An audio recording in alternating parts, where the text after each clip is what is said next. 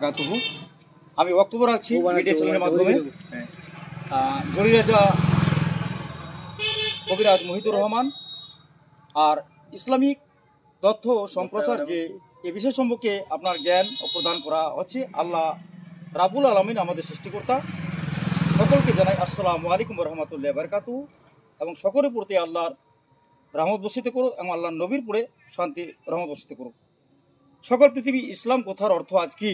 ইসলাম কথার অর্থ হচ্ছে আমরা আল্লাহর কাছে সিলিন্ডার হব, যে আমরা আমরা অন্যায় করি বা গুনাহ করি বা পাপ করি, ইসলাম কথার অর্থ হলো এটাই, আত্মসমর্থন করো, সিলিন্ডার হও। এবং সালাম কথার অর্থ হলো শান্তি।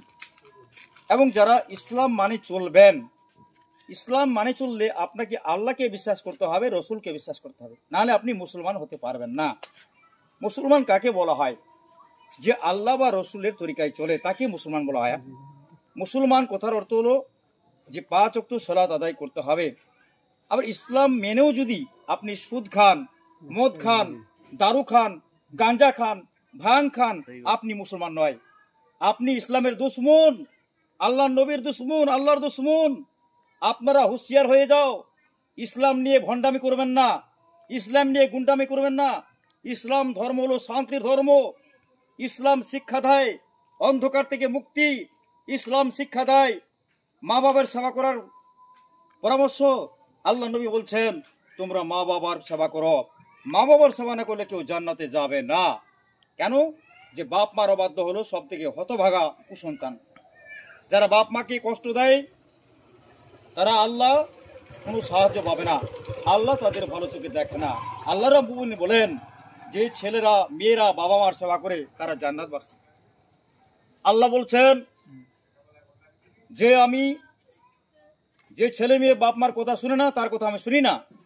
আল্লাহ বলছেন আমি সর্বশ্রেষ্ঠ সৃষ্টিকর্তা, আমি 7 আসমানি আরশের মধ্যে আছি।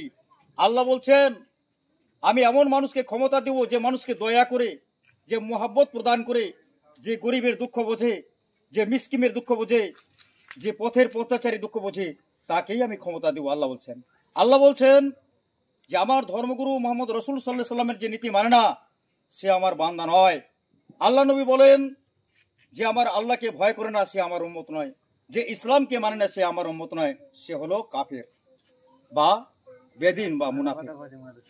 আজকের মিডিয়া চ্যানেলের মধ্যে বক্তব্য তুলে ধরছি যে সালাম কথার হলো শান্তি, বিসমিল্লাহ কথার হলো বরকত, আলহামদুলিল্লাহ মানে আল্লাহর প্রশংসা।